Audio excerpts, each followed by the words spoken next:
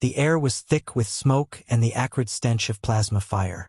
The battlefield that had once been New Boston was now a graveyard of twisted steel and shattered concrete, a testament to the brutality of war. Fires burned in the distance, casting long, flickering shadows against the collapsed buildings.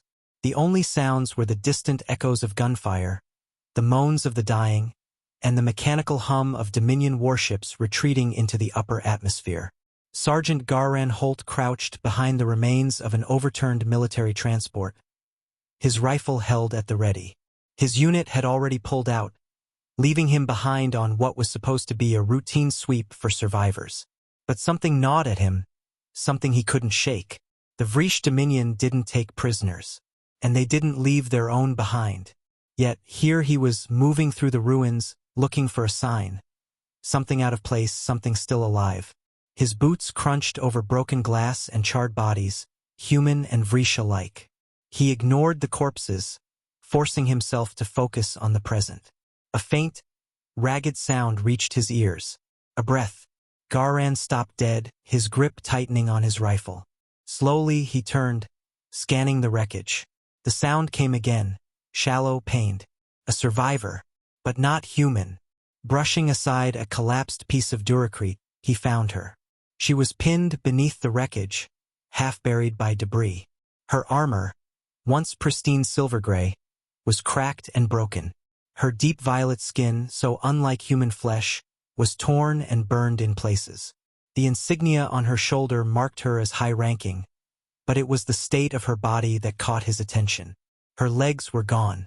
Garran's breath hitched for a fraction of a second before he forced himself to move. Her wounds were cauterized, plasma burns, most likely from a direct hit. The pain must have been unbearable. Yet, despite it, her golden eyes snapped open, locking onto him with a sharpness that startled him. She didn't scream or plead. She didn't beg for mercy. Instead, she reached for the blade strapped to her side, her fingers trembling but determined. Garran lifted his rifle instinctively but didn't fire. He could have ended her right there. She was an enemy combatant, after all. It would be easy. But as she struggled, as she tried to lift a weapon despite her shattered body, something in him wouldn't let him pull the trigger. She was still fighting. "Save your strength," he muttered, lowering his rifle. The Vrish warrior stilled, her breaths coming in sharp, shallow gasps. Blood stained her lips. She must have had internal injuries, maybe worse. "Kill me," she rasped, her voice thick with her alien accent. "I will not be prisoner." Garran exhaled, shaking his head. "Not here to take prisoners." She glared at him, fangs bared in frustration. She was helpless and she hated it. "Then leave me," she growled. "Let me die." Garran knelt beside her, reaching into the medkit strapped to his belt. "Not in my nature." She flinched as he pressed a coagulant foam to her wound, sealing the remaining damage. Even with the advanced medical compound, she wouldn't last long without proper treatment. He wasn't sure why he was doing this. Maybe because she was a soldier just like him. Maybe because he'd seen too many good people, human and otherwise, left to die on the battlefield. Or maybe it was the fire in her eyes, the sheer force of will that refused to fade even as her body betrayed her. "You are a fool," she hissed through gritted teeth. Garran smirked. "Yeah, I get that a lot." Overhead, the sound of Dominion engines faded. They were pulling out. If he stayed here too long, he'd be left behind. His comms crackled in his ear, his commanding officer barking orders for the final evacuation. He should leave. He should stand up, turn his back and save himself. But he didn't. Instead, he slid his arms beneath her and lifted. The Vrish warrior sucked in a sharp breath, too weak to resist. She weighed more than he expected, denser muscle structure, maybe. He adjusted his stance, steadying himself. "What are you doing?" she demanded, her voice laced with pain and something else. Confusion. "Getting us both out of here." Her breath hitched, and for the first time, she didn't argue. Garran moved quickly, weaving through the rubble as he carried her toward the extraction point. Every step sent sharp protests through his muscles, but he didn't stop. Behind him, the fires of war raged on, consuming what remained of the battlefield.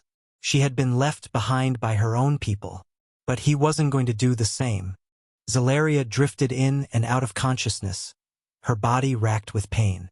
Every breath was a struggle, every movement a reminder of what she had lost. She was dimly aware of being carried, of strong arms holding her, of the rhythmic sound of boots against the shattered ground. The battle was over. Her people were gone. Yet she was still alive. She should have been dead.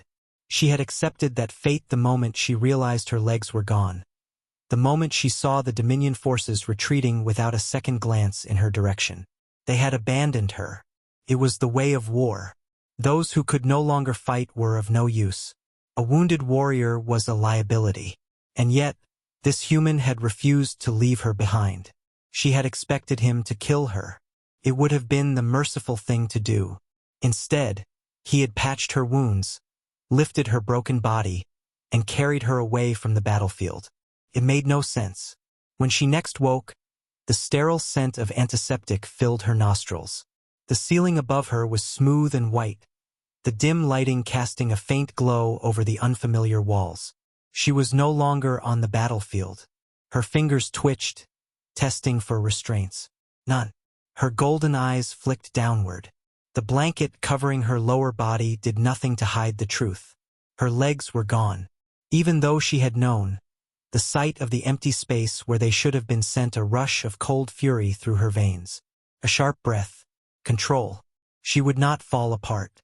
She was still alive. She would endure. The door to the medical bay hissed open. She turned her head, bracing herself for a human doctor, a prison warden, maybe even an interrogator. Instead, it was him, the human Marine who had carried her from the battlefield. He leaned against the doorway, arms crossed over his broad chest. His uniform was worn, smudged with dust and dried blood, but his eyes were steady. "You're awake," he said, as if it was the most natural thing in the world. Xelaria narrowed her eyes. "You did not kill me." "Nope. You did not leave me." "Also nope." Her fingers curled into the sheets. "Why?" he sighed, stepping closer. "Seemed like a waste, leaving you to die. You were still breathing." She studied him, searching for deception, for any hint of an ulterior motive. Humans were unpredictable, but they were not selfless. Not without reason. "I am your prisoner," she said at last. He shrugged. "You're a patient." The distinction irritated her. "A prisoner who has lost everything is no threat to you." "That's not why I saved you." She wanted to snap at him, to demand the truth, but she was too exhausted. The pain was a constant hum beneath her skin, a reminder that she was not who she had been. "What is your name?" she asked instead. "Garan. Sergeant Garan Holt." "Xelaria," she muttered, barely aware of why she was offering her own name. Garan nodded as if he had already known. Maybe he had seen the insignia on her armor. Maybe he had overheard something before pulling her out of the rubble. For a moment, neither of them spoke. The war still loomed between them, an unspoken truth that could not be ignored. But for now, in this sterile white room, they were something else. Not enemies, not quite allies, something in between.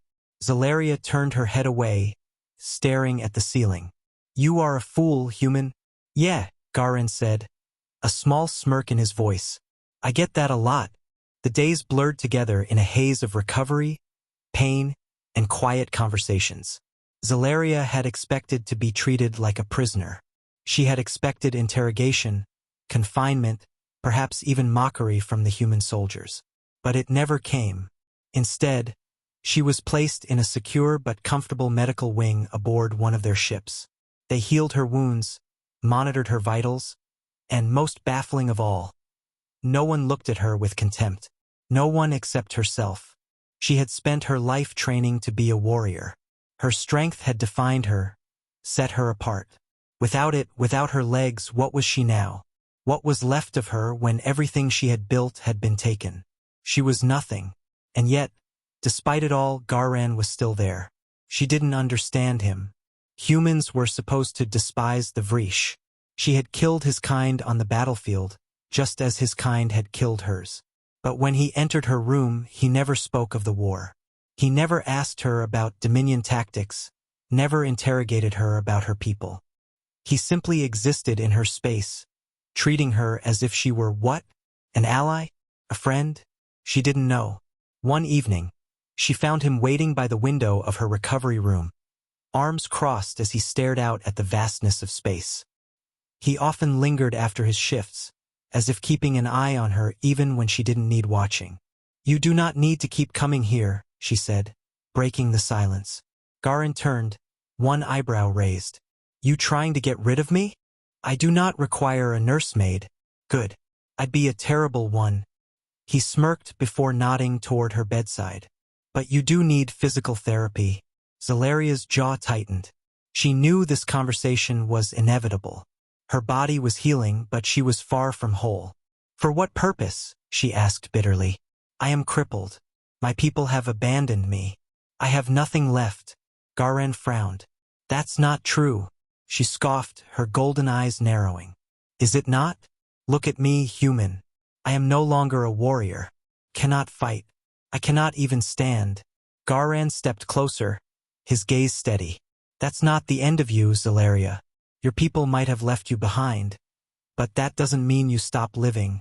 She looked away, anger and something deeper, something raw, twisting inside her. "You do not understand." "Maybe not," Garin admitted. "But I do know that giving up isn't the answer." She hated how easily he said it.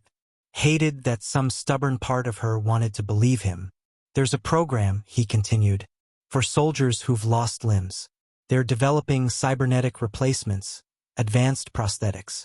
Not just functional, but combat-ready." Xelaria stilled, the weight of his words settling over her like a storm cloud. "You believe I should accept human augmentation? I believe you should have the choice." Her heart pounded. A second chance? A return to what she was? No, not quite. She would never be the same. But maybe, just maybe, she didn't have to be nothing. She exhaled slowly. "If I agree to this, what then?" Garin gave her a lopsided grin. "Then you get to prove me right." Xelaria didn't smile. Not yet.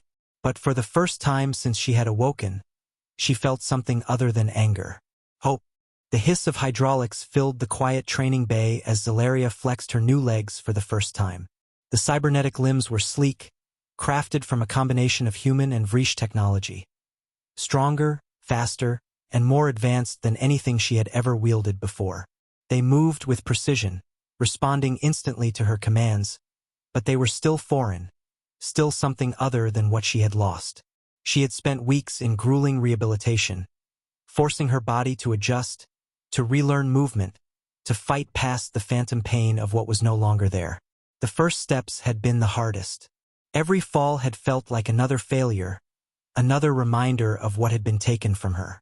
But each time, Garin had been there, standing just within reach, his sharp eyes never looking at her with pity, only expectation. And now she stood, on her own.